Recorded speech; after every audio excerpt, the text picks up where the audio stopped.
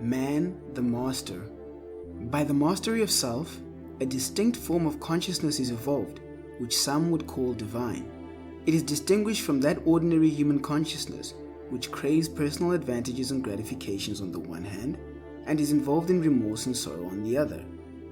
This divine consciousness concerns itself with humanity and the universe, with eternal verities, with righteousness, wisdom, and truth, and not with pleasures, protection, and preservation of the personality.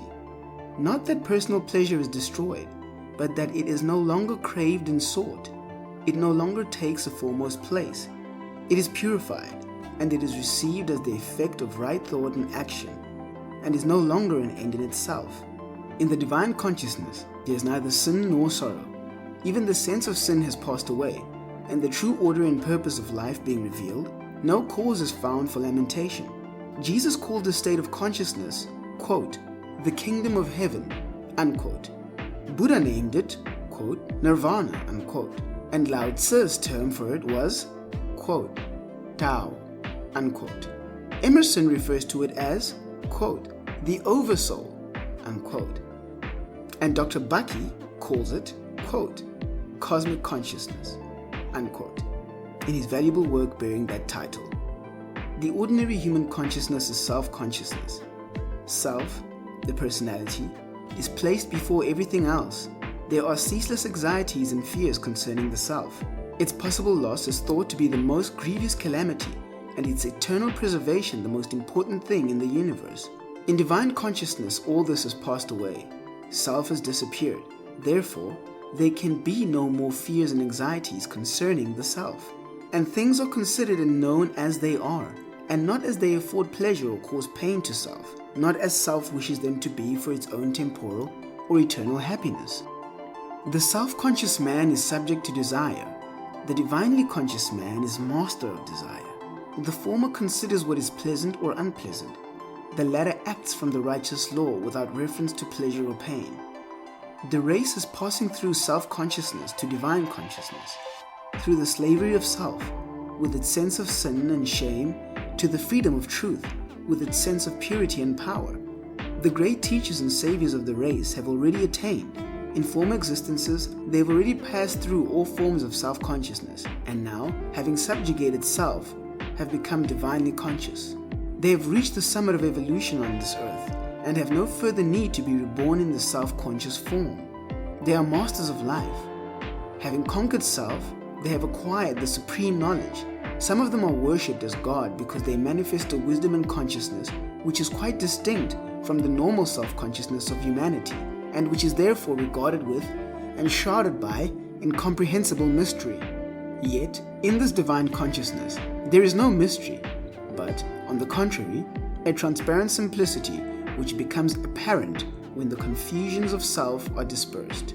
The abiding gentleness, the sublime wisdom, the perfect calm of the great teachers, qualities which appear supernatural when viewed from the self-consciousness state, are seen to be simple and natural when the first glimmering of divine consciousness dawns in the mind. And such divine consciousness does not appear until a high degree of morality is attained by the self-conscious man. Man becomes divinely conscious, divinely wise, divinely gentle and strong, in the measure that he subdues and dominates within those passions by which humanity is subdued and dominated. Man becomes divinely conscious, divinely wise, divinely gentle and strong in the measure that he subdues and dominates within those passions by which humanity is subdued and dominated. The divine master is one who has attained mastery over self. The abiding nobility, beneficent characteristics, and unobtrusive virtue which mark off the spiritually enlightened man from others are the fruits of self-conquest, the logical outcome of a long struggle to master and comprehend those mental forces which self-conscious man blindly obeys without understanding. Self-conscious man is a slave to self, obeying self-centered inclinations. He is in submission to his passions and to the sorrows and pains which allegiance to those passions inflict upon him. He is conscious of sin and sorrow, but sees no way out of these conditions, and so he invents theologies which he substitutes for effort, and which, while affording him fitful comfort through uncertain hope, leave him the easy victim of sin and the willing prey of sorrow. Divinely conscious man is the master of self. He obeys truth and not self. He curbs and directs his inclinations and is conscious of a growing power over sin and sorrow. He sees that there is a way out of these conditions by the path of self-mastery. He needs no theologies to aid him, but exerts himself in right doing and is gladdened by a sense of victory and increasing purity and power. When his mastery is complete, he has no inclinations but those which accord with truth. He has then become the conqueror of sin and is no longer subject to sorrow. Enlightened, wise, and ever more peaceful and happy is he who has subjected, overcome, and cast out the turbulent self that reigned within.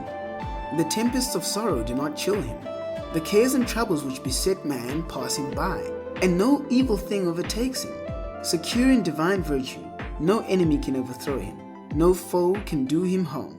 Kind and peaceful, no person, power, nor place can rob him of repose. There is no enemy but self, no darkness but ignorance, no suffering but that which springs from the insubordinate elements of one's own nature. No man is truly wise who is involved in likes and dislikes, wishes and regrets, desires and disappointments, sins and sorrow. All these conditions belong to the self-conscious states and are indications of folly, weakness, and subjection. He is truly wise who, in the midst of worldly duties, is always calm, always gentle, always patient. He accepts things as they are and does not wish nor grieve, desire nor regret. These things belong to the divinely conscious state, the dominion of truth, and are indications of enlightenment, strength, and mastery. He who does not desire riches, fame, or pleasures, who enjoys what he has, yet does not lament when it is taken from him, he is indeed wise. He who desires riches, fame, and pleasure, who is discontented with what he has, yet laments when it is taken from him, he is indeed foolish. Man is fitted for conquest, but the conquest of territory will not avail. He must resort to the conquest of self. The conquest of territory renders a man a temporal ruler, but the conquest of self makes him an eternal conqueror. Man is destined for mastery, not the mastery of his fellow men by force, but the mastery of his own nature by self-control. The mastery of his fellow men by force is the crown of egotism, but the mastery of self by self-control is the crown of humility. He is man the master, who has shaken off the service of self for the service of truth, who has established himself in the eternal verities. He is crowned, not only with perfect manhood, but with divine wisdom. He has overcome the disturbances of the mind and the shocks of life. He is superior to all circumstances. He is the calm spectator, but no longer the helpless tool of events, no more a sinning, weeping, repenting mortal. He is pure, rejoicing, upright, immortal. He perceives the course of things with a glad and peaceful heart, a divine conqueror, master of life and death. End of Chapter 9.